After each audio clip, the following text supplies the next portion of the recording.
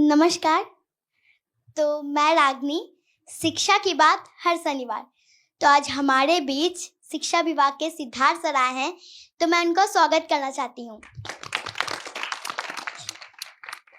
तो सर, मैंने आपको यूट्यूब के वीडियो और बहुत सारे ऐप्स पर भी देखा है। आप सारे स्कूल में जाकर टीचर और बच्चों से मिलते हैं। तो आज हम बच्चों को बहुत खुशी हुई है कि आज आप हम लोगों के से बात करने और मिलने आए। मुझे भी बड़ी खुशी है। तो इसके और लिए मैं आपको थैंक यू कहना चाहती हूँ सर। ठीक है, और मैं भी बहुत मुझे अच्छा लग रहा है सभी बच्चों से मिलके, और मैं बच्चों से खासकर मिलने के लिए आया हूँ। तो सर, मैं आपसे आपके बचपन की जर्नी के बारे में कुछ पूछना चाहती हूँ कि जैसे हम बच्चे स्कूल जाने में भी डरते हैं या टीचर लोग से डरते हैं या कभी कभी स्कूल से बंक मार लेते हैं, तो क्या आप भी ऐसे बचपन में ऐसे किए हैं? तो कुछ बताइए। देखिए, बचपन में मैं आप ही की तरह था। मैं भी छोटा था और मैं भी स्कूल जाता था। मैं दिल्ली में पढ़ता था और मैं दिल्ली में स्कूल में जाता था। और मेरे माता पिता का बहुत जोर था कि पढ़ाई करो, और स्कूल तो जाता था पढ़ाई करने, लेकिन शाम को आके खेलने में मुझे बहुत मन लगता था। मैं अपने दोस्तों के साथ कंचे खेलता था और पतंग भी उड़ाता था, और शाम को कभी कभी क्रिकेट खेलने का मुझे मौका मिल जाता था। तो खेल में मुझे बहुत रुचि थी और मैं काफ़ी खेल कूद करता रहा। और पढ़ाई में ठीक ठाक ही था, मतलब ऐसा कोई खास नहीं था, बट ठीक ठाक था। और मुझे लेकिन खेलने में बहुत मज़ा आता था। मैं देखा खेलने, मेरे क्लास में म्यूज़िक क्लास भी रहती थी, गाना वाना सिखाते थे हम लोग को, लेकिन मैं कभी सीख नहीं पाया म्यूज़िक। बट पतंग उड़ाना सबसे मेरा फेवरेट है। नमस्कार सर, मेरा नाम शिवांगी है और मेरा प्रश्न आपसे ये है, हमारे स्कूल में स्मार्ट क्लास का फी लिया जाता है लेकिन स्मार्ट क्लास नहीं होता है, क्यों सर? ये एक प्राइवेट स्कूल है या गवर्नमेंट स्कूल है? नहीं, गवर्नमेंट स्कूल है, रविंद्र बालिका विद्यालय। अच्छा। रूटीन में डेली होता है, हाँ। लेकिन महीने पे, 2 महीने पे, 3 महीने पे एक बार कभी हो जाता है। नहीं नहीं, हम लोग का ये है कि जो स्मार्ट क्लास है वो कम से कम सप्ताह में एक बार होना चाहिए। और अगर आपके स्कूल में नहीं है तो हम लोग इंश्योर करेंगे और हम लोग चेक करेंगे कि सभी स्कूल्स में स्मार्ट क्लास जो है वो सही रूप से चले, और ऐसे अलग से ये मतलब खराब व्यवस्था नहीं हो, इसको सुधारने की कोशिश करेंगे। नमस्ते सर, मेरा नाम मानसी है। मेरे स्कूल का नाम पी एन एंग्लो संस्कृत उच्च मध्य विद्यालय है। तो मेरा क्वेश्चन ये था कि स्कूल और कोचिंग का लोड थोड़ा ज़्यादा हो जाता है। अगर हमें स्कूल में ही वैसी पढ़ाई मिल जाए तो हमें कोचिंग जाने का ज़रूरत ही ना पड़े। देखिए, ये मैं बहुत जगह देखता हूँ। मैं गर्दनी बाग हाई स्कूल गया था एक बार, गर्ल्स हाई स्कूल में। तो एक लड़की बेंच में सो गई थी, तो मैं ऐसे ही पूछा कि ये लड़की सो क्यों गई। तो उसके बगल वाले लड़कियों ने कहा कि सुबह 6 बजे से कोचिंग कर रही है और 9 बजे आई है और इतनी थक गई है कि क्लास में सो गई। ऐसा होता है ना। और फिर हमको लगता है कि थोड़ा ज़्यादा हो जाता होगा, सुबह 6 बजे से या 7 बजे से कोचिंग करना, फिर स्कूल करना और शाम को फिर करना। तो हम लोग कोशिश ये है कि जो बच्चे हैं जिनको ज़्यादा ध्यान देने की ज़रूरत है या ज़्यादा अटेंशन की ज़रूरत है, हम लोगों ने ये कहा टीचर्स से कि आप लोग उनको सामने बैठाइए, सामने कोचिंग कराइए और एक्स्ट्रा अटेंशन दीजिए ऐसे बच्चों को जो चाहते हैं कि और एफर्ट लगे और करें। और साथ ही साथ हम लोग ये भी कोशिश कर रहे हैं कि होमवर्क बच्चों को थोड़ा दिया जाए, घर जाके बैठ के पढ़ेंगे और अगले दिन आके टीचर उस होमवर्क को चेक करेंगे, ताकि कोचिंग की ज़रूरत नहीं होनी चाहिए। अगर आप टीचर अच्छा पढ़ाए और सब्जेक्ट्स अच्छी तरह पढ़ाएं और सिलेबस टाइम पे कंप्लीट करें, मेरे ख्याल से कोचिंग की आवश्यकता नहीं। मैं भी रहा हूँ स्कूल में, हम लोग के टाइम पे भी कोचिंग नहीं था। हमारा ये कोचिंग तो नई व्यवस्था है और मेरे स्कूल में कभी कोचिंग नहीं रहा है। और मैं आज तक कभी कोचिंग ना कॉलेज में पढ़ा हूँ तब भी कोचिंग नहीं था, स्कूल में भी कोचिंग नहीं था। हम लोग ये ध्यान रखते थे कि जो टीचर पढ़ाते हैं और जो किताबें हैं उसको ध्यान से पढ़ें, और घर आके हम लोग रिवाइज करते थे, कुछ क्वेश्चंस बनाते थे। ठीक है, खेलना कितना होता है, मतलब रात के 5-6 बजे 7 बजे तक, 6 बजे तक खेलते थे हम लोग। लेकिन शाम को बैठते थे खाना खाने से पहले और रिवाइज करते थे और अपना सेल्फ स्टडी करते थे, और अगर डाउट होता तो टीचर से पूछते थे और दोस्त बनाते थे हम लोग। दोस्त हम लोग का एक गैंग रहता था बच्चे लड़कों का। तो जब क्वेश्चन हम लोग करते थे, अगर कुछ होता नहीं था तो अगले दिन, क्योंकि उस वक्त फोन नहीं था, आज के दिन तो आपको मोबाइल है, आप अचानक कर दें, उस वक्त तो टेलीफोन भी नहीं था, तो हम लोग अगले दिन जाते थे और हम लोग यार दोस्त से पूछते थे कि भाई ये क्वेश्चन कैसे बनाए, और फिर हम लोग एक साथ बैठ के उसको सॉल्व करते थे। तो दोस्त एक दूसरे को हम लोग, एक दोस्त दूसरे को हम लोग सिखाते थे। और हम लोग उस जमाने में देखिए, सोचिए मोबाइल नहीं था और किसी से बात भी नहीं होती थी कि घर पहुंच गए तो घर पहुंच गए।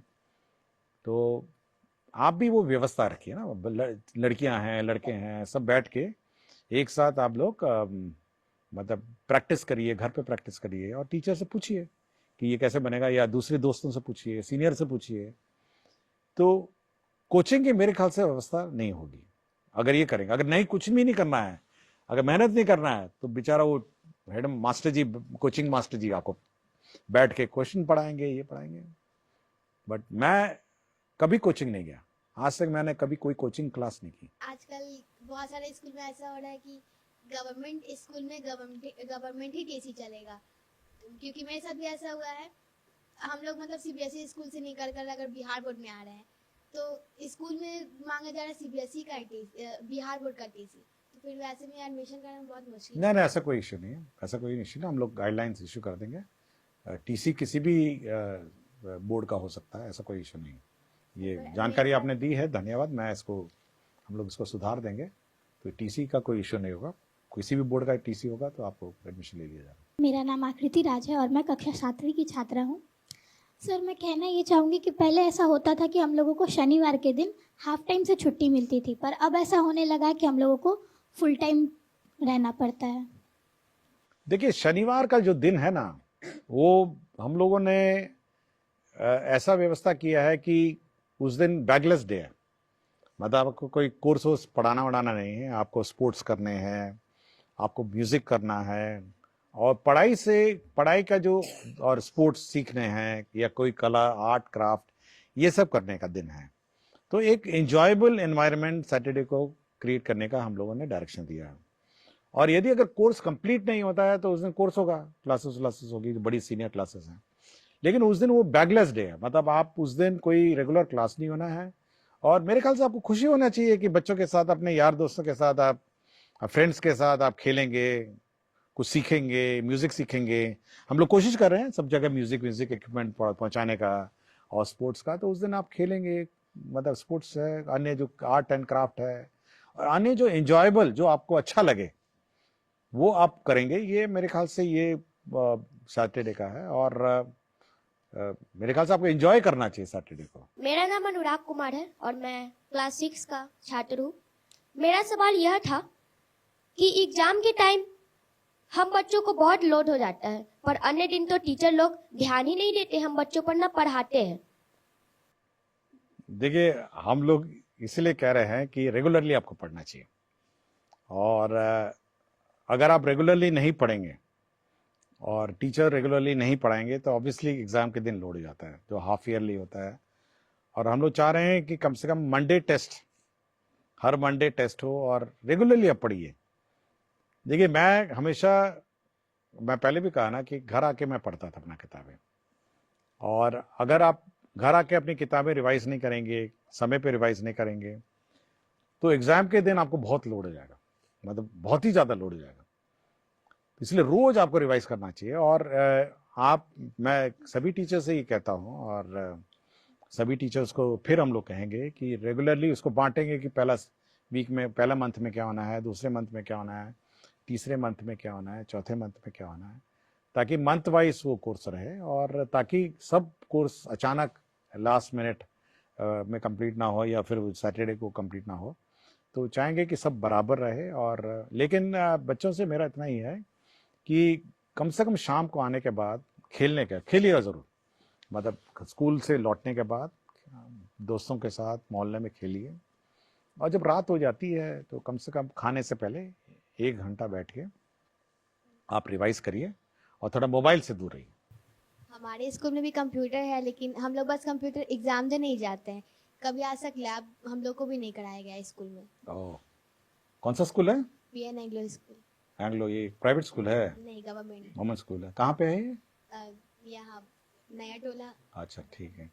नहीं, लेकिन हम लोग अब कुछ ये करेंगे, कम से कम सप्ताह में एक क्लास तो होनी चाहिए, कंप्यूटर की क्लास तो होनी चाहिए, और समय समय पे क्लास होना और चाहिए। ना ही बायोलॉजी लैब होता है, केमिस्ट्री लैब होता है। बस स्टार्टिंग में जब स्कूल गए थे तो पहली बार बस स्टार्टिंग में गए, उसके अलावा पता ही नहीं बायोलॉजी लैब में क्या होता है, केमिस्ट्री लैब में क्या होता है। ओहो। कभी नहीं था। नहीं, होना चाहिए ये रेगुलर। बोलते हैं तो मैम बोलती है ना हम्म, केमिकल ही नहीं है, और केमिकल ही नहीं है, कभी बोलती है केमिकल और नहीं फिर है तो केमिकल होगा तो फिर गैस नहीं है। हाँ? हमेशा बहाना बनाते हैं, कभी केमिकल नहीं है, कभी साफ नहीं है, हाँ। ब्लेड खराब है, तुम लोग लेके नहीं आए, हमेशा बहाना बनाती है मैम। ओह, ये तो गलत बात है ना, तो ठीक होना चाहिए था। मेरा नाम अमिता कुमारी है। सर मेरा सवाल है, जब भी हमारे स्कूल में चेकिंग वाले सर या मैम आती हैं तो हम हमारे स्कूल में ऐसे पढ़ाई नहीं होता है, लेकिन हमारे टीचर बोलते हैं कॉपी किताब निकालो चेकिंग वाला आ गया है, और कुछ भी पूछे तो बोल देना हाँ ये होता है ये होता है, ऐसा क्यों? वैसे तो गलत है ना, ये तो चेकिंग क्या है, रोज होना चाहिए।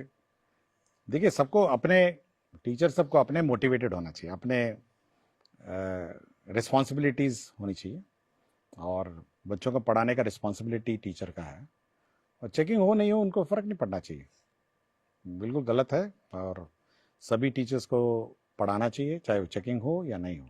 सर अगर कोई भी बच्चा स्पेशल चाइल्ड होता है तो उनका एडमिशन नहीं लिया जाता कोई भी स्कूल में, और अगर मतलब ले भी लिया जाए तो फिर हम बच्चों की तरह जैसे हम लोग पढ़ते हैं तो उसको अच्छे से तरीके से ट्रीट नहीं किया जाता है, तो उसके बारे में। देखिए, हम लोग स्पेशल चाइल्ड के लिए हम लोग ने स्पेशल टीचर्स हम लोग रिक्रूट कर रहे हैं, नए टीचर्स आएंगे जो स्पेशल चाइल्ड को देखेंगे, और सभी स्पेशल चाइल्ड भी हम लोग के नॉर्मल स्कूल में ही एडमिशन होना है, उनको अलग से स्कूल नहीं चलाना है, और विशेषकर इन स्कूल्स में उनको देखभाल के लिए, क्योंकि उनकी अलग नीड्स भी हैं, और मैं बहुत सारे स्कूल में जाता हूं जहाँ पे स्पेशल चाइल्ड्स को लोग बैठाते हैं, और हम कोशिश कर रहे हैं कि स्पेशल चाइल्ड को कम से कम ज़्यादा ध्यान दिया जाए टीचर के द्वारा, और अलग से जो टीचर्स जाएंगे, कुछ कुछ स्कूल्स में रहेंगे जो स्पेशल चाइल्ड है वहाँ पे एडमिशन कराया जाए ताकि उनको ध्यान दिया। गुड इवनिंग सर,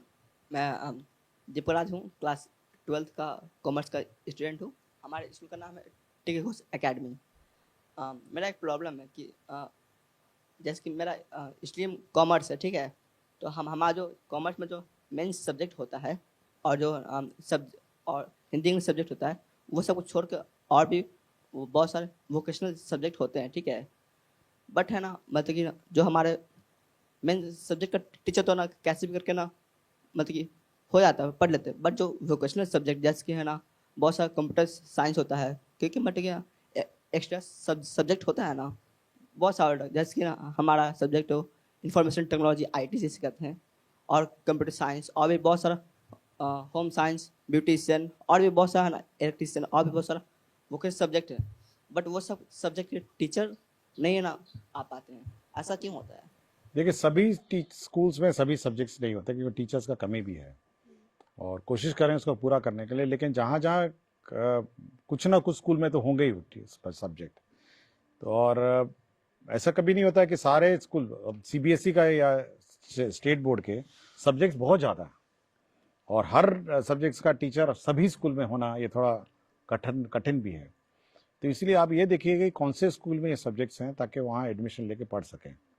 और हमारे भी स्कूल में सब सब्जेक्ट्स नहीं थे, हम लोग के सब्जेक्ट्स भी 6 सब्जेक्ट 8 सब्जेक्ट थे, और मैं CBSE बोर्ड का हूँ, और CBSE बोर्ड में तो इतने सारे सब्जेक्ट हैं जिसके टीचर भी नहीं थे, तो हम लोग उसी सब्जेक्ट्स लेते हैं जो वहाँ पे टीचर्स रहे थे और पढ़ते थे, और अन्यथा अगर आपको वैसे सब्जेक्ट्स लेने हैं तो आपको स्कूल भी चयन करना पड़ेगा जहाँ पे टीचर्स हैं, लेकिन कोशिश करेंगे जहाँ पे स्टूडेंट्स ज़्यादा हैं किसी सब्जेक्ट्स के इच्छुक, वहाँ उस प्रकार के टीचर्स और रहेंगे।